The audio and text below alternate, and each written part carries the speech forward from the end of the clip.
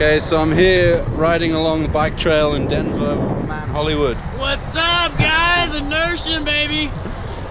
We're talking about techniques for riding, and this can be transferred from a skateboard to a snowboard to a one wheel, anything that you ride. So I'm a snowboard instructor and trained about 6 years ago, and in the book you learn there's a breakdown of 5 different points which are important to remember when you're riding a skateboard. And if you can perfect all the 5 points, you get the perfect ride, and you get a lot more turning, you use a lot less energy, you can go a lot further, and it's a lot more fun. I like it. All right. Dope. What's the first? Well, we had flex and extension. So the first one's flexion extension, and that is your body going up and down, applying pressure and providing more force downwards, and then also releasing force off. So let me give you a demonstration. You want to follow me? In this demonstration, you'll see me providing flexion, bending my knees and putting force down to get more power out of my turns. Alright, try and keep it right.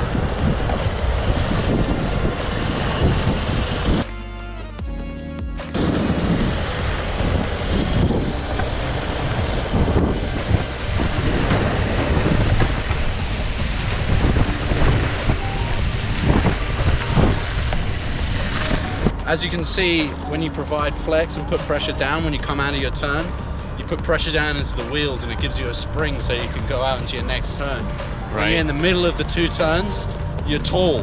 And then when you land in the turn, you're low. And to come out of the turn, you push out.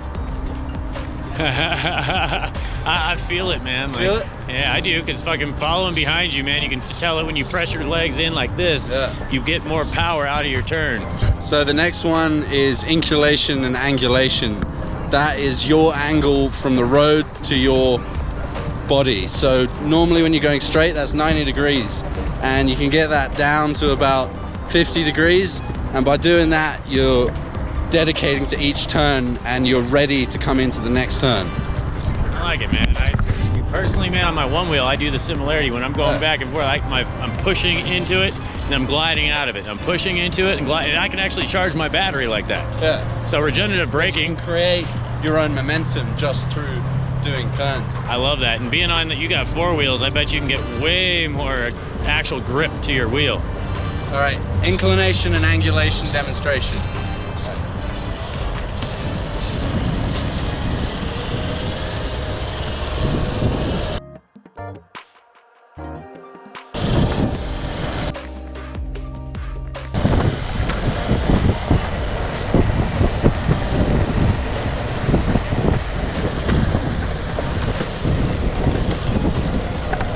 Technique to achieve that is to drop your upper body over it, and your mass, everything on the top is very important. So when you're skateboarding, it's not just your feet, it's the whole body, and dedicating that weight over can be scary, but it improves your riding. I like it, man. I think these tips are needed, because most people get these boards, they don't know what they're doing. They don't know what they're doing. And you ride it consistently the same way. Every time I see you ride it, you're pulling something new, or like you know how to grease the turns a bit better. So anything you say, they're gonna want to know. Yeah, this is in the textbook, man. This is everything that's written down in the Cassie book that you learn in your exams. Oh, man. It's the Canadian Association of Snowboard Instructors. Oh, really? Okay. So when I did my course, you're examined every day on these techniques and how you can teach that to the person. And you have to take all this on into your own riding to pass the test. And you have to demonstrate and switch as well. So. See, I've had to do similar when I'm on the ski patrol. Yeah, right. And like, you need to have full control. Totally. I mean, there's no reason to not fully understand and trust your board. Yeah. Respect your board for another, so you're not just going, hey, I'm just gonna do this because it feels right. Okay, so the next one is stance and balance. This is possibly the most important one for beginner riders and for advanced riders too. So your stance is how your feet are positioned, and your balance is how your body's positioned.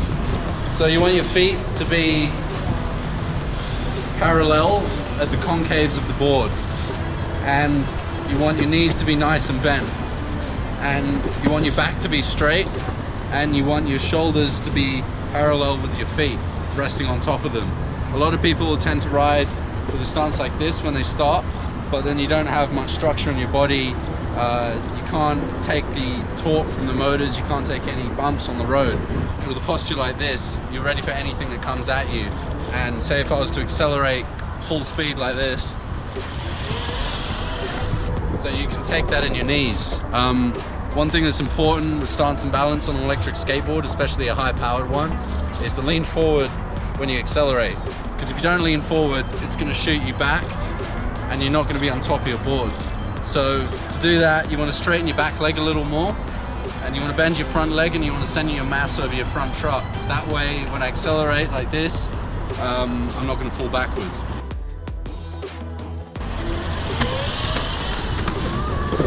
And then you want to do the opposite for your braking. So when you brake, it's important that you press quite hardly on your front foot and you lean back. That way you're not going to fall straight off the front, especially if you have strong brakes. So let me just demonstrate braking. Good.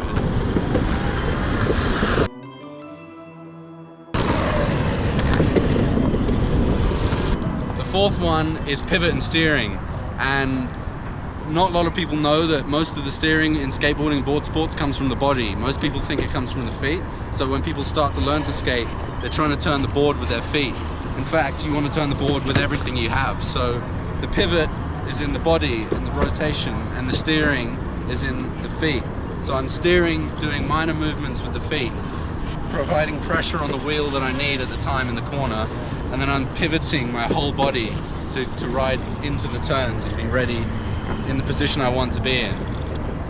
Let's speed up and I'll show you.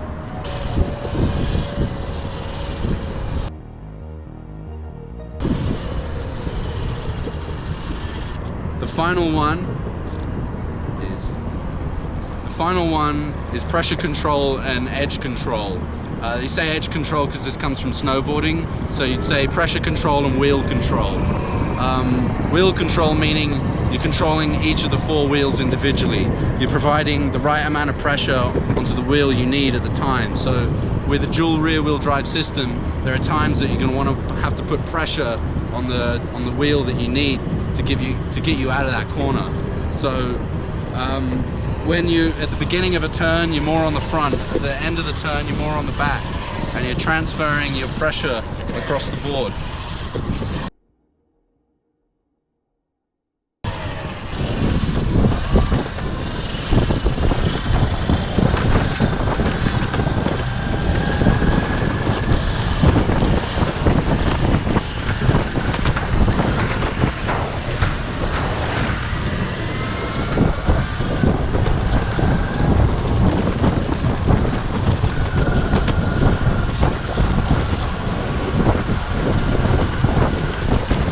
Thank you for watching. I hope that can improve your riding.